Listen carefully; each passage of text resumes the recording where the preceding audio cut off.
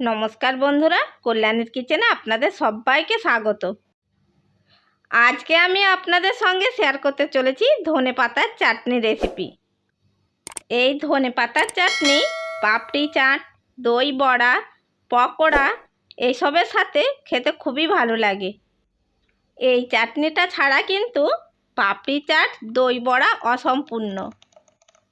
সত্যি বলছি বন্ধুরা, এই চাটনিটা খেতে কিন্তু দারুণ লাগে। তাই বলছি বন্ধুরা, বাজার থেকে ধনেপাতা শেষ হওয়ার আগে এই চাটনিটা বানিয়ে ফেলুন। তো চলুন বন্ধুরা, দারুণ টেস্টি এই ধনেপাতার চাটনিটা কিভাবে বানানো যায় সেটা শুরু করা যাক। ধনেপাতার চাটনি বানানোর জন্য লাগছে 4টে কাঁচা লঙ্কা, লাগছে 4 কোয়া রসুন, আর লাগছে 3-4 টুকরো আদা, অল্প একটু তেঁতুল, আর 100 গ্রাম ধনেপাতা।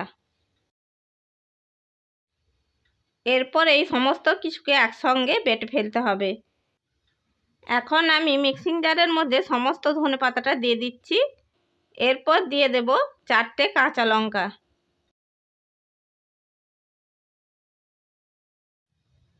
দিয়ে দিচ্ছি 4 কোয়া রসুন, আর দিয়ে দিচ্ছি 3-4 টুকরো আদা কুচি, আর অল্প একটু তেঁতুল।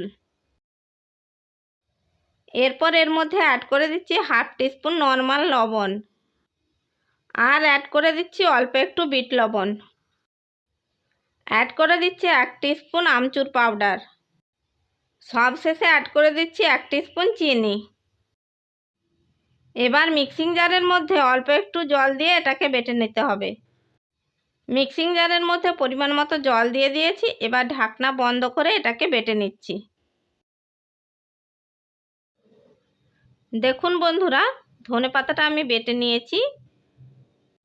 দেখুন একদম মসৃণভাবে বাটা হয়ে গেছে।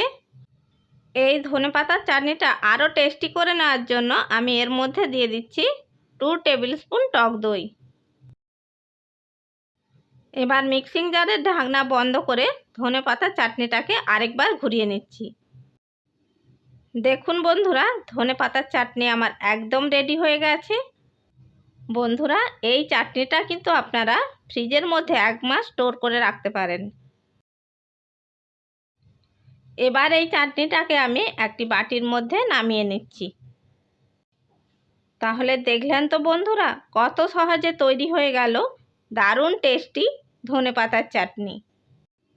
বন্ধুরা, আপনারাও এই চাটনিটা বানিয়ে ফেলুন। আশা করি আমার এই ধনেপাতার চাটনির রেসিপিটা আপনাদের ভালো লেগে থাকবে। বন্ধুরা, এবার আমি এই ধনেপাতার চাটনিকে দই বড়ার মধ্যে সার্ভ করে দেখাবো। এখন আমি এই ধনেপাতার চাটনিকে দই বড়ার ওপরে সার্ভ করে নিচ্ছি। রেসিপিটা যদি আপনাদের ভালো লেগে থাকে তাহলে লাইক করবেন, শেয়ার করবেন, আর কমেন্ট বক্সে আপনাদের মূল্যবান মতামত জানাবেন। এই রকম আরও নানা রকমের রেসিপি পাওয়ার জন্য আমার চ্যানেলটিকে সাবস্ক্রাইব করে বেল আইকনটি প্রেস করে দেবেন। তাহলে বন্ধুরা, যখনই আমি ভিডিও ছাড়ব নোটিফিকেশানটা সবার আগে আপনার কাছে পৌঁছে যাবে। চ্যানেলের যদি নতুন বন্ধু হয়ে থাকেন চ্যানেলটিকে সাবস্ক্রাইব করার জন্য অনুরোধ রইল। ভালো থাকবেন, সুস্থ থাকবেন। ধন্যবাদ।